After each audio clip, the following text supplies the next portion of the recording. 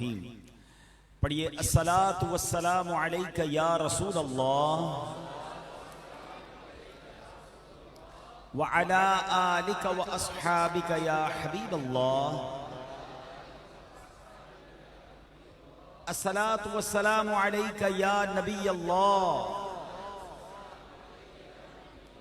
وعلی آلک واصحابک یا نور اللہ۔ نویت سنت الاعتکاف۔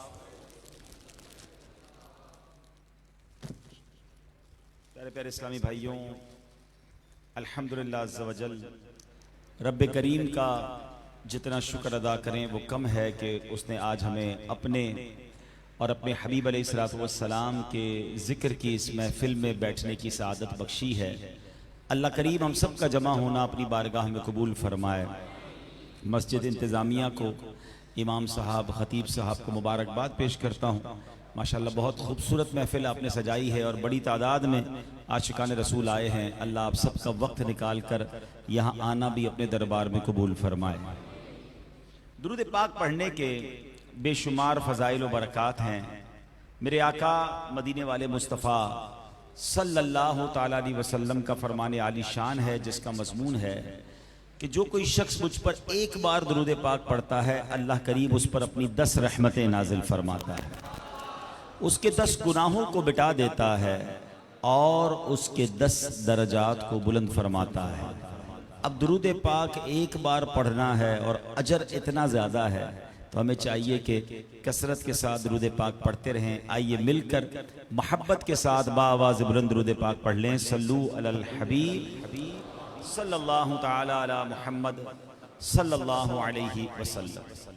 آج انشاءاللہ ایک ایسی مبارک ہستی کا ذکر کرنا ہے کہ سچی بات یہ ہے کہ جب بھی ان کا ذکر کرتے ہیں تو انرجی ملنا شروع ہو جاتی ہے، جوش بڑھنے لگ جاتا ہے، ایسا لگتا ہے کہ ہم بھی بہادر بن گئے ہیں، کیونکہ ان کا نام ایک ایسا یوں سمجھے ایگزامپل ہے شجاعت کے لیے۔ میری مراد مولا کائنات مولا علی شیر خدا کرم اللہ تعالی وجہ الکریم سے، ساری دنیا کے مسلمان والہانہ ان سے پیار کرتے ہیں، اور ان سے کیوں نہ ہم محبت کریں جن سے اللہ بھی محبت فرماتا ہے، اللہ کے رسول بھی محبت فرماتا ہے۔ مولا علی شیر خدا کی شان تو ایسی ہے کہ ہم ساری رات بیان کرتے رہیں، اب ہمارے پاس الفاظ ختم ہو جائیں گے، ان کا ذکر ختم نہیں ہو سکتا، مگر میں چند باتیں برکت کے لیے اور پھر ہمارے لیے میسج کیا ہے آج کے اس پروگرام میں وہ بھی حاصل کریں گے۔ ایک بار ایسا ہوا کہ مولا علی شیر خدا کرم اللہ تعالی وجہ الکریم نوافل ادا فرما رہے تھے۔ جب نوافل ادا کر رہے ہیں تو ایک محتاج غریب شخص آیا اور اس کو کچھ مدد درکار تھی، اس کو پیسے چاہیے تھے، غریب تھا۔ تو دوران نماز رکوع ہی کے عالم میں مولا علی کی چھوٹی انگلی میں ایک انگوٹھی تھی جو کچھ ڈھیلی بھی تھی، تو آپ نے اشارے سے نماز کے دوران ہی وہ انگوٹھی اسے عطا فرما دی۔ اب علماء بیٹھے ہیں، ایک طویل بحث ہے کہ عمل قلیل کیا ہوتا ہے اور عمل کثیر کیا ہوتا ہے۔ ایسا عمل کرنا کہ جس سے دور سے دیکھنے والے کو لگے کہ بندہ نماز نہیں کچھ اور کر رہا ہے تو نماز ٹوٹ جائے گی اگر کوئی ایسا عمل کرے، مگر کوئی خفیف سا عمل ایسا ہو جائے جس سے نماز کی جو حیت ہے وہ تبدیل نہ ہو تو اس سے نماز پہ اثر نہیں پڑتا۔ تو مولا علی نے عمل قلیل کے ذریعے وہ انگوٹھی اسے عطا فرما دی۔ اب کیا ہوا، اب یہ منظر نبی پاک علیہ السلام ملاحظہ فرما رہے تھے کہ مولا علی نماز پڑھنے غریب آیا اور رکوع کے عالم میں انگوٹھی دے دی۔ پیارے آقا اتنے خوش ہوئے کہ نبی پاک نے فرمایا کہ اے اللہ پاک، حضرت موسیٰ علیہ السلام نے دعا کی تھی کہ ان کے بھائی ہارون کو ان کا وزیر بنا دے، اے اللہ پاک میں دعا کرتا ہوں کہ میرے اہل بیت میں علی کو میرا وزیر بنا دے۔ اچھا، یہ نبی پاک کی دعا دینے کی دیر تھی کہ حضرت ابو ذر غفاری رضی اللہ عنہ فرماتے کہ ابھی الفاظ پورے ادا نہیں ہوئے تھے کہ جبریل امین قرآن پاک کی ایک آیت لے کر نازل ہوئے، اور وہ آیت کیا ہے، انما ولیکم اللہ ورسولہ والذین آمنوا الذین یقیمون الصلاة ویؤتون الزکاة وہم راکعون۔ ترجمہ کنز العرفان، تمہارے دوست صرف اللہ اور اس کا رسول اور ایمان والے ہیں جو نماز قائم کرتے ہیں اور زکوٰۃ دیتے ہیں اور اللہ کے حضور جھکے ہوئے ہیں۔ اللہ اکبر، میرے آقا علیہ السلام کے الفاظ نکلتے ہیں، قرآن کی آیت نازل ہوتی ہے۔ اب سبحان اللہ اس میں مولا علی کی شان دیکھیں، پہلا کیا سمجھ آ رہا ہے؟ انما ولیکم، یعنی تمہارے دوست صرف اللہ اکبر۔ پتا چلا کہ مولا علی کو قرآن بھی ولی فرما رہا ہے۔ اب ایسے ولی ہیں کہ قرآن بھی آپ کو ولی فرما رہا ہے۔ اب ولی کے معنی کیا ہیں؟ علماء فرماتے ہیں اس آیت میں لفظ ولی کے دو معنی مراد لیے جا سکتے ہیں، مددگار یا پیارا محبوب دوست۔ اس لحاظ سے آیت کریمہ کا مطلب یہ بنے گا کہ اے ایمان والو، اللہ پاک، اس کے پیارے رسول اور نماز قائم کرنے والے، زکوٰۃ دینے والے، رکوع کرنے والے، نیک سیرت کامل مسلمان اور بالخصوص حضرت مولا علی تمہارے محبوب بھی ہیں، تمہارے مددگار بھی ہیں۔ سبحان اللہ۔ اب مولا علی شیر خدا بہت زبردست آپ کی عدالت بھی تھی، آپ کے فیصلے بھی کمال کے ہوا کرتے تھے، لیکن کس قدر انصاف کا آپ کا عمل دخل تھا کہ ایک بار مولا علی کا ایک غلام تھا، بڑی محبت تھی آپ سے، بڑا آپ کی عزت بھی کرتا تھا، مگر اس سے غلطی یہ ہوئی کہ اس نے شامت اعمال کی وجہ سے چوری کر لی۔ چوری کی تو پکڑا گیا تو عدالت میں مولا علی کی بارگاہ میں ہی پیش کیا گیا۔ مولا علی نے معاملہ دیکھا اور جب چوری ثابت ہو گئی تو اسلامی قوانین کے مطابق ہاتھ کاٹنے کا حکم دے دیا۔ اس کا جب ہاتھ کاٹ دیا گیا تو اپنا کٹا ہوا ہاتھ لے کر کہیں جا رہا تھا۔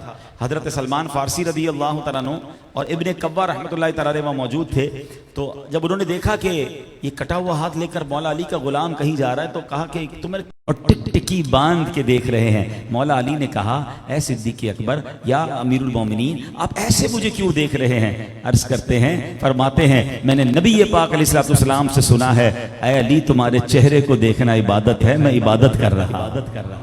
یعنی اس طرح صحابہ اکرام علیہ رضوان اور سبحان اللہ اہل بیت اطہار کے درمیان محبت اور پیار ہوا کرتا۔ لیکن میرے پیارے اسلامی بھائیوں، یہی مولا علی ہیں، اس قدر بڑا مرتبہ ہے، حسنین کے بابا جان ہیں، بی بی فاطمہ رضی اللہ تعالی عنہا کہ جناب شوہر مبارک ہیں، مگر عبادت کا جذبہ اور خشوع و خضوع کیسا تھا نماز کے اندر۔ آپ نے نماز کے عالم میں سخاوت کی تھی نا، مگر وہ نماز کیسی ہوا کرتی۔ اور آج ہمارا حال کیا ہے؟ ہماری نماز میں کتنا دھیان اور فوکس ہوتا ہے۔ مولا علی کے بارے میں آتا ہے ایک بار آپ کو ایک تیر لگ گیا، پنڈلی میں تیر لگ گیا۔ طبیب ڈاکٹر جو تھے وہ کوشش کرتے تھے تیر نکالنے کی، وہ نہیں نکال پا رہے تھے، بہت تکلیف ہو رہی تھی۔ تو آپ کے صاحبزادے مولانا حسن رضا اور حضرت امام حسن مجتبیٰ رضی اللہ تعالیٰ عنہ عرض کرتے ہیں، ان طبیبوں سے فرماتے ہیں ایسا کرو کہ جب بابا جان نماز کے لیے کھڑے ہونا تب تیر نکال لینا۔ اور ایسا ہی ہوا، مولا علی جب نماز کے لیے کھڑے ہوئے، ڈاکٹرز آئے، طبیب آئے، وہ تیر نکالا، مولا علی کو پتہ بھی نہ چلا۔ جب آپ نماز سے فارغ ہوئے تو آپ سے کہا گیا کہ حضور وہ تیر نکل گیا ہے۔ آپ نے کہا مجھے تو پتہ ہی نہیں چلا کہ نماز میں کیسے نکل گیا۔ اتنا زبردست اللہ کی بارگاہ میں پیش ہونے کا انداز ہے۔ اور آج ہم میں سے بہت بڑی تعداد کہتی تو ہے میں پنجتن کا غلام ہوں، کئیوں کی تو نمازیں قضا ہو جاتی ہیں، اور اگر نماز پڑھتے بھی ہیں تو دھیان کہیں اور ہے، فکریں کہیں اور ہیں۔ نہیں میرے پیارے اسلامی بھائیوں، نماز پڑھتے وقت یہ خیال تو کیجئے حاضری کس کی بارگاہ میں ہے، ہم پیش کس کی بارگاہ میں ہو رہے ہیں۔ اگر آج ہم میں سے کسی کو کہا جائے کہ جناب صدر، وزیر اعظم یا فلاں وزیر یا فلاں افسر کے پاس جانا ہے اور آپ کا جو فائل ہے، آپ کا ایک کام ہے، آپ نے وہ سائن کروانا ہے، تو بتائیں کس فوکس کے ساتھ لوگ اس وزیر یا وزیر اعظم یا صدر کے پاس جاتے ہیں کہ جناب میرا کام کر دیجئے، ایک سائن کر دیجئے، میرا مسئلہ حل ہو جائے گا۔ وہاں جا کر کہیں اور توجہ نہیں، صرف اسی کی طرف توجہ ہے۔ ارے دنیا والوں کے پاس جاتے ہیں تو اتنی توجہ اور اہتمام کے ساتھ، اور خدائے احکم الحاکمین کے دربار میں جب حاضری دینی ہے، جو ساری مشکلوں کو حل کرنے والا ہے، جو ساری پریشانیوں کو دور کرنے والا ہے، اس وقت ہمارا حال کیا ہوتا ہے کہ دھیان کہیں اور ہوتا ہے۔ ہمارا حال تو یہ ہے کہ اگر آج میں سوال کر لوں، بلکہ جواب مجھے مت دیجئے گا، اپنے آپ سے پوچھئے جنہوں نے آج عشاء کی نماز یہاں جماعت سے ادا کی ہے، بتائیے اپنے آپ کو جواب دیجئے امام صاحب نے پہلی رکعت میں کیا تلاوت کیا تھا، دوسری رکعت میں کون سی سورت تلاوت کی تھی۔ ہو سکتا ہے آپ کہیں حضرت اب تو 2-1.5 گھنٹہ ہو گیا، چلیں کل نماز عشاء یا مغرب یا فجر پڑھنے کے سلام پھیرنے کے بعد پوچھ لیجئے گا اپنے آپ سے، تو سلام کے بعد بھی پتہ نہیں ہوتا کہ امام صاحب نے کیا پڑھا تھا۔ یہ ہمارا حال ہے۔ بہت سارے لوگ تو کہتے اب نظر آتے ہیں کہ یار نماز پڑھتا ہوں تو بھولی ہوئی چیزیں یاد آ جاتی ہیں، کوئی مسئلہ یا کوئی سامان رکھ کے کہیں بھولا ہوتا ہوں، جب نماز شروع کرتا ہوں تب یاد آتا ہے۔ تو اس کا مطلب یہ کہ نماز میں دھیان کہیں اور ہے، یہ خیال نہیں ہے۔ بزرگان دین کا حال تو ایسا ہوتا تھا کہ نماز کے لیے کھڑے ہوتے تو چہرے کا رنگ بدل جاتا، پوچھا گیا حضور آپ کے چہرے کا رنگ کیوں بدل گیا ہے؟ کہا پیش کس کی بارگاہ میں ہو رہا ہوں، اللہ رب العالمین کی بارگاہ میں جب پیش ہونے کا وقت ہے تو کیفیت بدل جاتی تھی۔ اچھا اب میں اور آپ چاہتے تو ہیں کہ نماز میں خشوع و خضوع ملے، مگر اس کا طریقہ کیا ہے؟ اس کے 2-3 میں طریقے بتا دیتا ہوں، ٹھیک ہے نا؟ سب سے پہلے تو کوشش یہ کریں کہ جب بھی نماز پڑھیں کوئی بہت ایمرجنسی آپ کے سر پہ سوار نہ ہو۔ بعض استنجا کی حاجت ہے، ایسی کیفیت میں نماز مکروہ فرمایا، بہت شدید حاجت ہے تو مکروہ تحریمی ہو جائے گی، ٹھیک ہے؟ اسی طرح اگر آپ کو بہت شدید بھوک لگی ہوئی ہے تو کوشش کریں پہلے کچھ کھا لیں تاکہ آپ کو نماز میں کہیں اور دھیان نہ جائے۔ بہت گرمی ہے تو پنکھا چلا لیں، پنکھے کے ساتھ نماز پڑھیں۔ اللہ نے نوازا ہے اور آپ کی اے سی میں رہنے کی عادت ہے، آپ کے گھر میں بھی ایئر کنڈیشن ہے تو کوئی بات نہیں، نماز کے لیے اے سی چلائیں تاکہ نماز میں دھیان کہیں اور نہ بٹے۔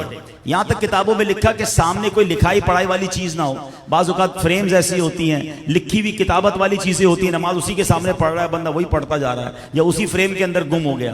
کوئی ڈسٹرب نقش و نگار والی جا نماز، ایسے نقش و نگار ہوتے ہیں کہ بندہ اسی کے فکر تلاش کرتا رہتا ہے پورے قیام کے دوران۔ صاف ستھرا ایسا ماحول ہو کہ آپ کا دھیان کہیں اور نہ بٹے۔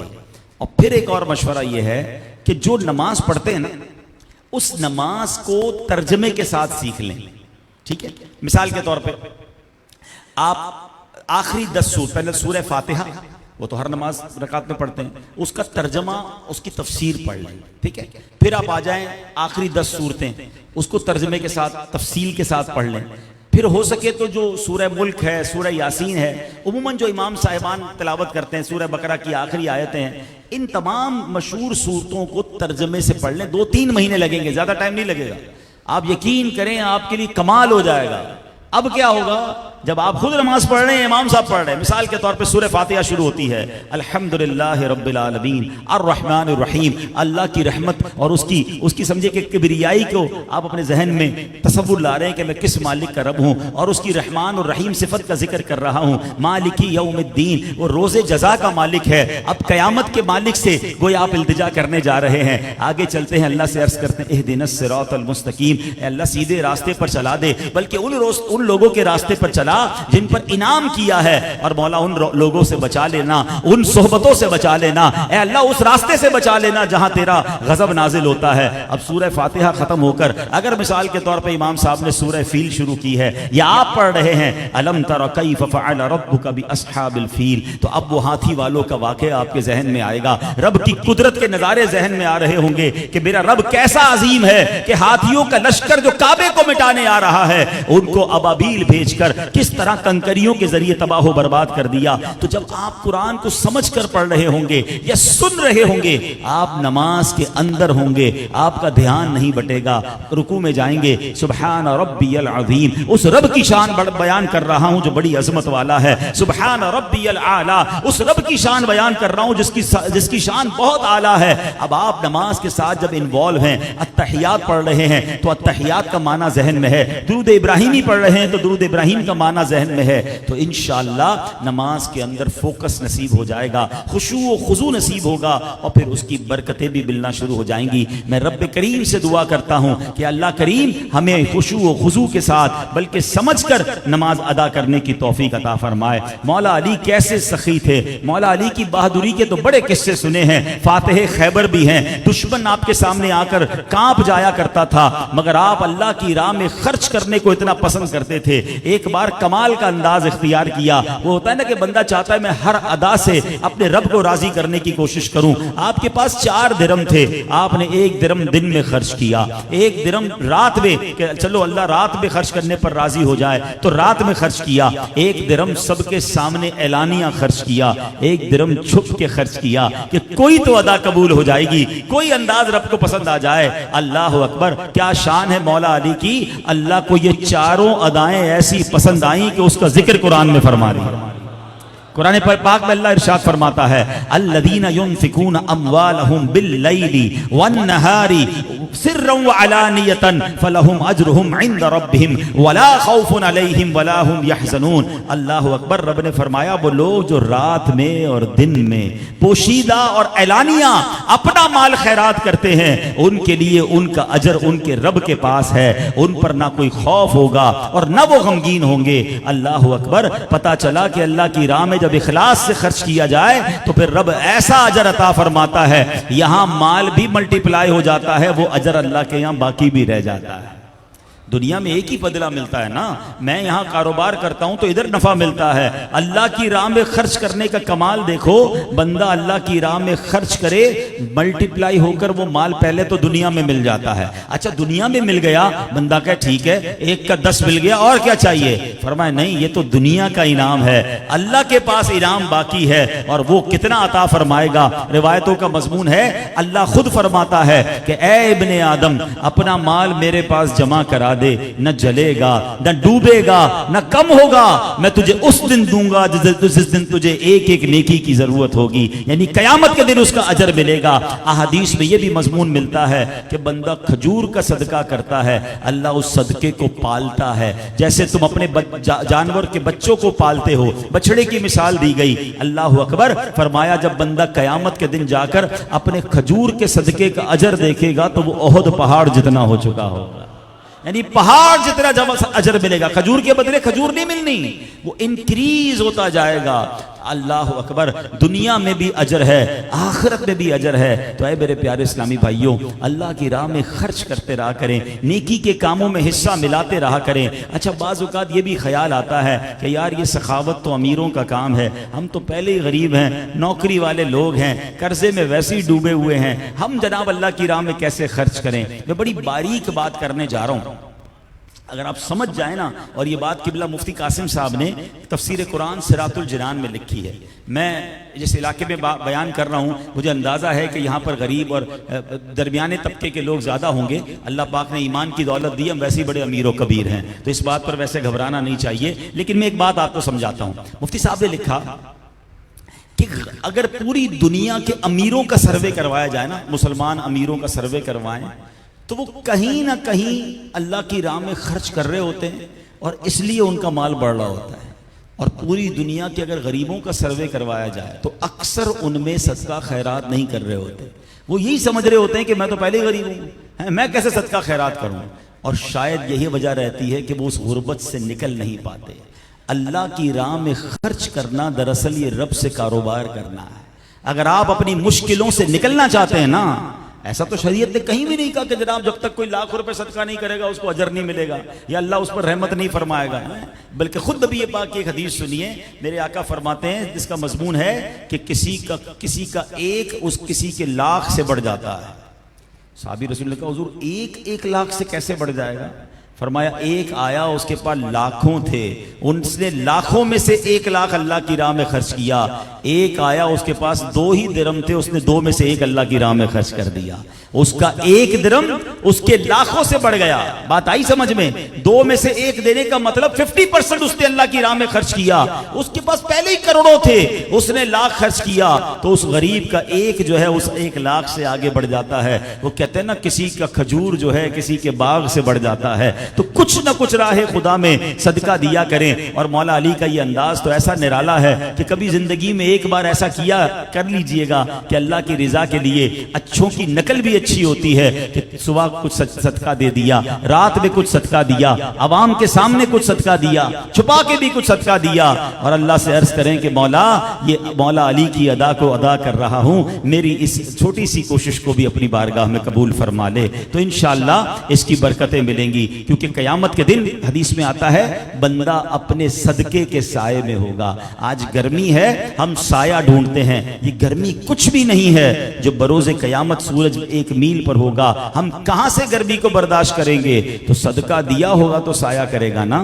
تو کچھ نہ کچھ اپنی حیثیت کے مطابق کسی غریب مسلمان کو کسی نیکی کے کام میں اللہ کی راہ میں کچھ نہ کچھ خرچ کریں، اللہ ضرور اس میں برکت عطا فرمائے گا۔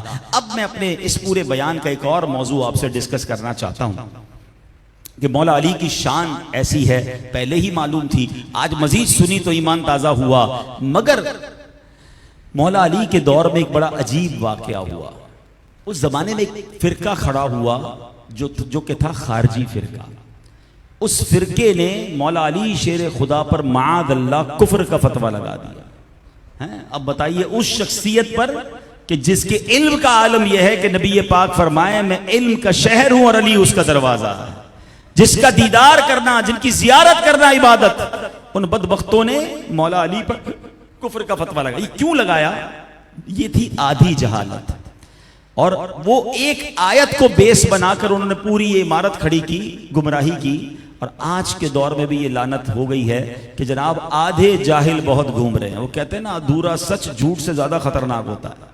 ہاں، تو آج کیا ہوا ہے کہ جناب ایک آیت دو آیتیں پڑھ لی، ایک دو حدیثیں پڑھ لی، اور اسی کے تحت جناب سارا مسئلہ جو ہے وہ کھڑا کر دیا۔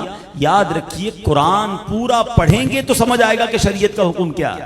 چند لوگ سوشل میڈیا پہ بیٹھ کر کچھ آیتیں پڑھ کر جناب کہتے دیکھو یہ درست نہیں ہے، وہ درست نہیں ہے۔ بات میں سمجھاتا ہوں، پہلے یہ واقعہ سنو۔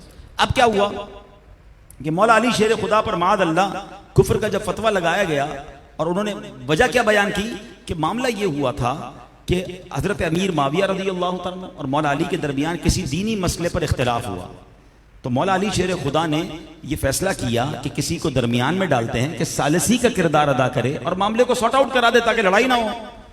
اب جب مولا علی نے یہ فیصلہ کیا تو ماشاءاللہ سلو بھی ہو گئی، جنگ بھی ختم ہو گئی۔ تو خارجی فرقے نے کہا کہ قرآن تو یہ کہتا ہے ان الحکم الا للہ، کہ حکم تو صرف اللہ کا ہے، یہ مولا علی نے کسی بندے کو کیسے اختیار دیا کہ وہ ثالثی کرا دے؟ تو یہ تو کفر ہو گیا۔ اب یہ وہی جہالت ہے جو آج کل سوشل میڈیا پہ بیٹھ کے کچھ لوگ پھیلاتے ہیں، دیکھو قرآن میں یہ ہے، حدیث نمبر یہ ہے، آیت نمبر یہ ہے۔ اور اللہ کے بندو پورا قرآن تو پڑھو نا۔ اب جب مولا علی تک یہ بات پہنچی تو شیر خدا خود بہت بڑے فہم القرآن والے، آپ کا علم قرآن کے بارے میں اتنا تھا، آپ فرماتے میں سورہ فاتحہ کی تفسیر لکھنا شروع کروں تو ایک سورہ فاتحہ کی تفسیر میں 70 اونٹ جو ہے وہ اتنی کتابیں لکھ دوں کہ 70 اونٹ اس کو اٹھانے والے بن جائیں، تو پورے قرآن کا علم کیسا ہوگا؟ مگر مولا علی شیر خدا نے حضرت عبداللہ ابن عباس جو ترجمان القرآن ہیں ان کو آپ نے فرمایا کہ آپ جائیے اور جا کر ان سے بات کیجئے۔ حضرت عبداللہ ابن عباس جاتے ہیں، پوچھتے معاملہ کیا ہے؟ کہتے یہ معاملہ ہے مولا علی نے کیسے کسی کو ثالثی بنا لیا، قرآن کہتا ہے حکم تو صرف حکم اللہ تبارک و تعالیٰ کا ہے، حکم کوئی اور نہیں بن سکتا، فیصلہ کوئی اور نہیں کر سکتا۔ اللہ اکبر۔ اب حضرت عبداللہ ابن عباس نے ان لوگوں سے فرمایا کہ کیا آپ نے سورہ مائدہ کی آیت نمبر 95 کو نہیں پڑھا؟ اس میں کیا لکھا ہے؟ اس میں یہ لکھا ہے کہ اگر کوئی احرام میں کسی جانور کو مار دے، قتل کر دے، اب اس کو اتنی ہی رقم صدقہ دینی پڑ جائے گی، اور اگر اسے یہ معلوم نہ ہو کہ اس زمانے میں خرگوش کی یا جانور جس کو مارا ہے اس کی قیمت کتنی ہے، تو قرآن کیا کہتا ہے کہ دو بندے مل کر فیصلہ کر لیں، اس کا جناب حکم بیان کر دیں۔ سبحان اللہ، یحکم بہ ذوی عدل منکم، تم میں سے دو معتبر آدمی فیصلہ کریں۔ اللہ اکبر۔ حضرت عبداللہ ابن عباس کہتے ہیں کہ ہم دو بندے مل کر خرگوش کی قیمت طے کریں، قرآن یہ کہتا ہے تو جانور کی قیمت زیادہ ہے، ویلیو زیادہ ہے، یا انسانوں کی ویلیو زیادہ ہے؟ وہاں صحابہ کرام میں جنگ ہونے کا خطرہ تھا، مولا علی نے فرمایا ثالثی کر کے جنگ ختم کی جائے۔ اللہ اکبر۔ تو بتاؤ پھر دونوں میں سے کیا زیادہ اہم تھا؟ جب خرگوش کی قیمت معلوم کرنے کے لیے دو بندے مل کر فیصلہ کر سکتے ہیں تو صحابہ کرام کے درمیان اگر کوئی ڈسپیوٹ ہے تو اگر کسی کو بیچ میں ثالثی بنا لیا تو اس میں کیا حرج ہے؟ مگر کہتے ہیں نا دلیل بھی دے دو تو کچھ لوگوں کی عقل پر پردے پڑے ہوتے ہیں، ان خارجیوں نے پھر بھی ماننے سے انکار کر دیا۔ اللہ اکبر۔ پھر مولا علی کا جو انداز ہے، پھر آپ کی ذوالفقار جب باہر آتی ہے تو پھر ان کے سر بھی قلم ہوئے اور وہ واصل جہنم بھی ہوئے۔ لیکن میرے پیارے اسلامی بھائیوں، اس ایک واقعے سے جو سمجھانا مقصود ہے وہ یہ ہے کہ علم دین اگر سیکھنا ہے، علم کی بات جاننی ہے تو ہمیں ان سے جاننی ہے جن کی نظر میں پورا قرآن ہے، شریعت کے سارے احکام ہیں، تاکہ وہ ہمیں صحیح طریقے سے علم دین بتائیں۔ آج پرابلم یہ ہے کہ جناب جس کی چاہے اس کی باتیں سن کر ہمارے اپنے لوگ کنفیوز ہو جاتے ہیں، کہتے وہ بھی تو قرآن بیان کر رہا ہے، وہ بھی تو حدیث نمبر بتا رہا ہے، ارے جناب پھر اس کے بعد تو ایسا ایسا کرنا درست نہیں ہے، ایسا کرنا حرام ہو گیا۔ اللہ اکبر، ایک تو ہم نے خود علم دین سیکھا نہیں اور علماء کے ساتھ بھی مربوط نہ رہے تو ایسے لوگ کنفیوز کر دیتے ہیں۔ تو یاد رکھیے اے میرے پیارے اسلامی بھائیوں، ہمیں ان لوگوں سے بچنا ہے، اور ہمیں علم دین اگر سیکھنا ہے تو ہمیں اللہ والوں سے، نیک علماء سے، عاشقان رسول علماء سے سننا ہے۔ حضرت بی بی عائشہ صدیقہ رضی اللہ تعالیٰ عنہ فرماتی ہیں، حجۃ الوداع کا موقع ہے، نبی پاک واپس تشریف لا رہے ہیں حج کے بعد، اب پیارے آقا بڑے افسردہ ہیں اور آنسو آنکھوں سے آنے لگے۔ بی بی عائشہ فرماتی نبی پاک آنسو بہا رہے تھے، ان کو دیکھ کر میں بھی رونے لگی۔ اب معاملہ یہ ہوا کہ پیارے آقا اپنی والدہ کی قبر پر گئے، بی بی آمنہ رضی اللہ تعالیٰ عنہ، کچھ دیر بعد آئے تو مسکرانے لگے۔ تو بی بی عائشہ کہتی ہیں حضور آپ کچھ دیر پہلے آنسو بہا رہے تھے، اب مسکرا رہے ہیں، اس کی کیا وجہ ہے؟ اللہ اکبر۔ تو نبی پاک علیہ الصلوۃ والسلام نے فرمایا میں نے اللہ کی بارگاہ میں دعا کی کہ یا اللہ میری امی جان کو زندہ کر دے۔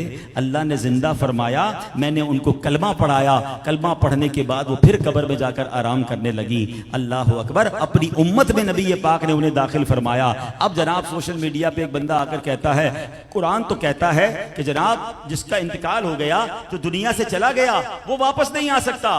اللہ اکبر، اور یہی بات میں آج آپ کو سمجھانا چاہ رہا ہوں۔ قرآن کی کون سی آیت پیش کرتے ہیں؟ وَحَرَامٌ عَلَىٰ قَرْيَةٍ أَهْلَكْنَاهَا أَنَّهُمْ لَا يَرْجِعُونَ، اور جس بستی کو ہم نے ہلاک کر دیا اس پر حرام ہے کہ لوٹ کر نہ آئیں۔ تو اللہ اکبر، کہتے دنیا سے کوئی چلا گیا تو وہ کیسے آ سکتا ہے؟ اب ایک آیت پیش کرے تو ہم بھی کہیں ہاں بھائی جو مر گیا وہ تو واپس نہیں آ سکتا، لیکن اگر قرآن مجید فرقان حمید کو پڑھا جائے تو سورہ بقرہ کو پڑھیں۔ سورہ بقرہ کو سورہ بقرہ کیوں کہتے ہیں؟ تفسیر پڑھیں گے تو سمجھ آئے گا نا، یہ گائے کا واقعہ ہے، اور قرآن خود کہتا ہے کہ گائے کا مخصوص گوشت جو ہے اس مر جانے والے پر مارو تو وہ زندہ ہو جائے گا۔ ارے مرنے والے کے زندہ ہونے کا واقعہ تو قرآن سورہ بقرہ میں بیان کر رہا ہے۔ اب آئیے اسی سورہ بقرہ میں دوسرے پارے میں حضرت حزقیل علیہ السلام کی قوم کا واقعہ موجود ہے کہ جہاں 70,000 لوگ اللہ کا عذاب آیا اور مر گئے، حضرت حزقیل نے دعا کی کہ اے اللہ انہیں میری قوم کو زندہ فرما دے۔ قرآن میں کیا لکھا ہے؟ قرآن میں کیا بیان ہوا؟ فقال لهم اللہ موتوا ثم احیاهم،